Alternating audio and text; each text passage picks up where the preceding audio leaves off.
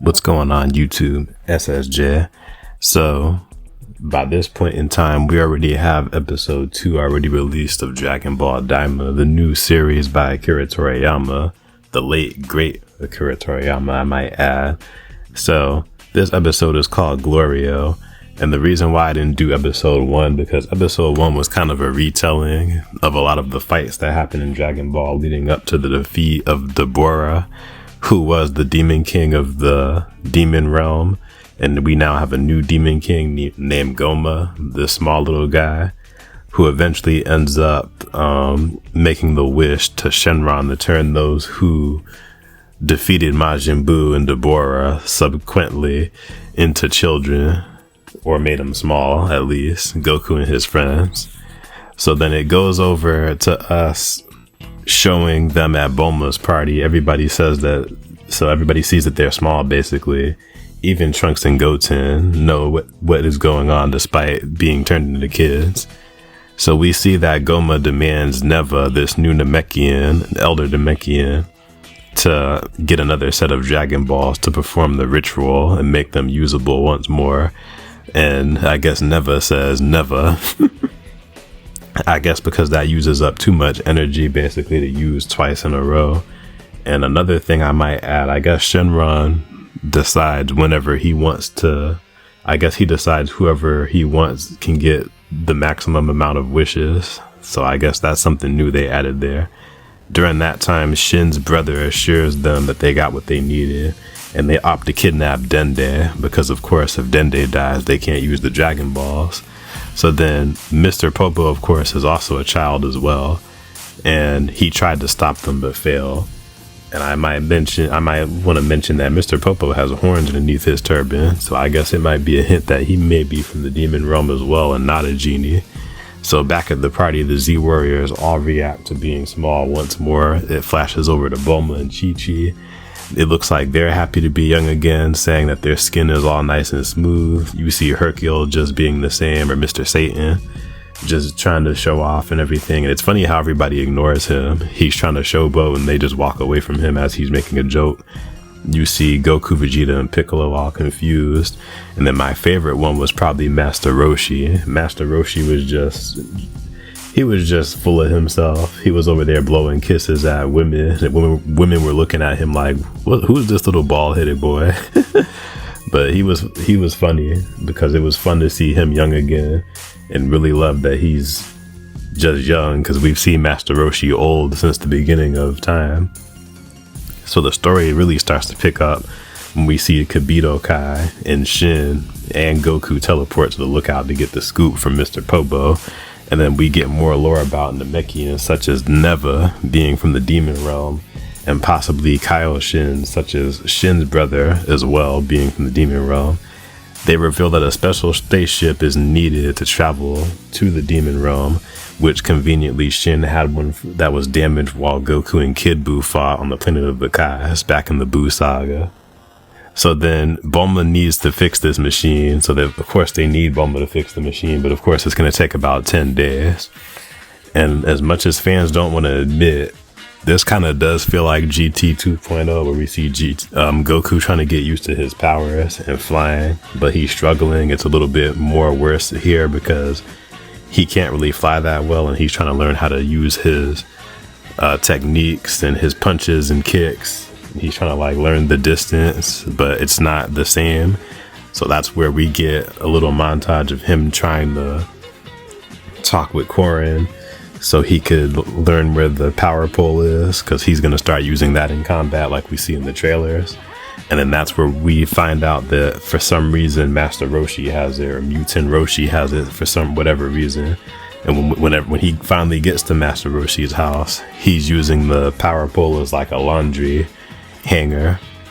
So Goku grabs that and then returns to the lookout where Bulma had ordered them some takeout via Uber Eats or whatever, in which Kibito was the one teleporting back and forth from Capsule Corp to the lookout, which I find interesting. His powers were not nerfed at all. He can teleport and do all these things willy-nilly.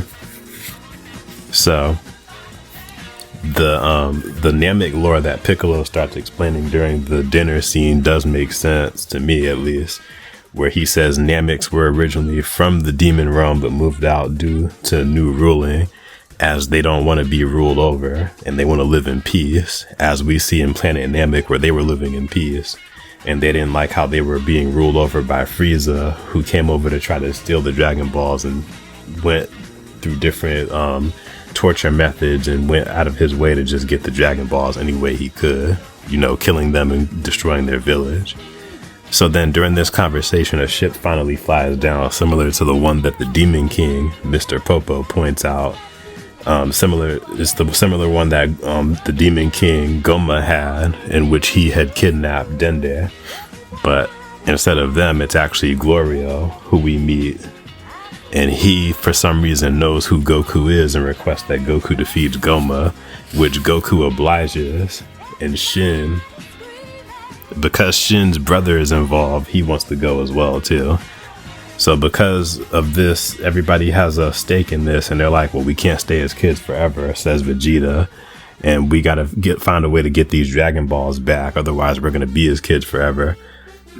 They all decide they all have to go together. And of course, I find it interesting that Piccolo is going to be involved too, because Nameks were originally from the Demon Realm. Not him specifically, because of course he was born via an egg on Earth from Demon King Piccolo and Dragon Ball. So just cool lore like that.